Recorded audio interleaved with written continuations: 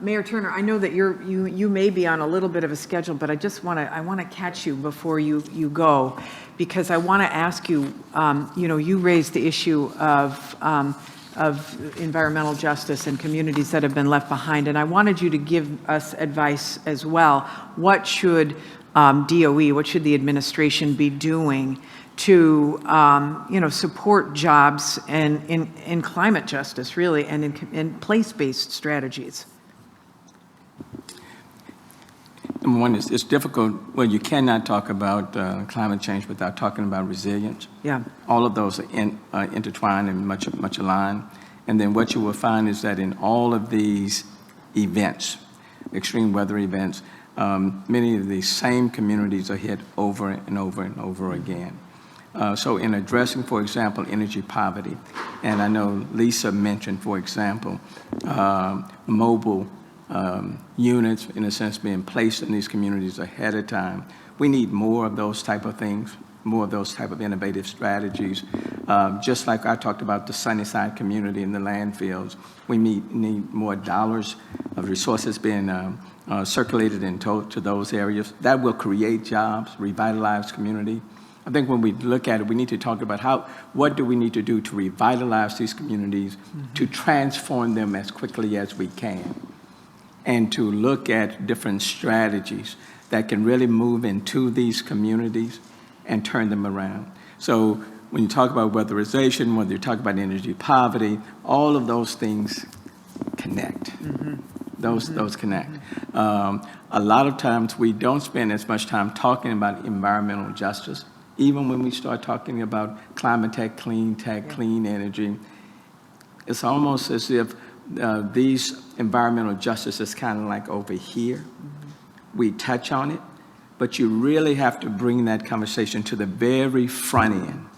It has to be a part of the strategy. And Madam Secretary, I will tell you one of the main reasons why I chose to lead the U.S. climate mayors is because I was a part of all of these conversations. But when talking about equity or the lack thereof, or these communities that were underserved were really not being talked about at the very beginning. And so now the conversation is how, when we are talking about clean energy, resilience, making these changes, how are we impacting these communities that have been underserved? What are the resources? Making sure that the jobs recovery plan directly in these communities, whether they're on the East End, like in Congresswoman Mississippi Garcia's district, or as it relates to Congressman Green, or Congresswoman Sheila Jackson Lee, Congressman Fletcher. All of these communities have these areas, neighborhoods that have just been on the periphery. And that's a part of the climate change plan that we put in place. For example, we have built in a climate equity coordinator as a part of our climate change.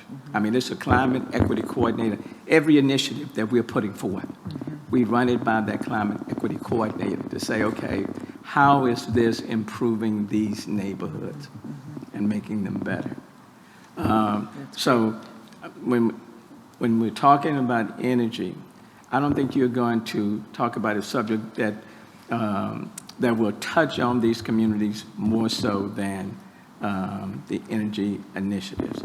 Landfills, water, the air they breathe, transportation-related items all impact these marginal communities. And that's what I find so exciting about this conversation. Because the health disparities flow from. Totally. And then lastly, what I would say, there's a professor at Texas Southern, Dr. Robert Bullock. I had lunch with him today. Who has been dealing with environmental justice issues for the last 30 years. But only now, even under this administration, has he been found and brought to the front of the line. Because it's important for Dr. Bullock to be in these conversations. And then lastly, the energy companies that we have in the city, and I do want to commend the Shells and the Chevrons, the BP. I do want to commend them because they are working with us at the table and now going directly into many of these communities to transform them from the better. And what the Biden administration is doing, it can accelerate it even more. Yeah. Awesome. Yeah. Thank you for that. Thank you. Thank you.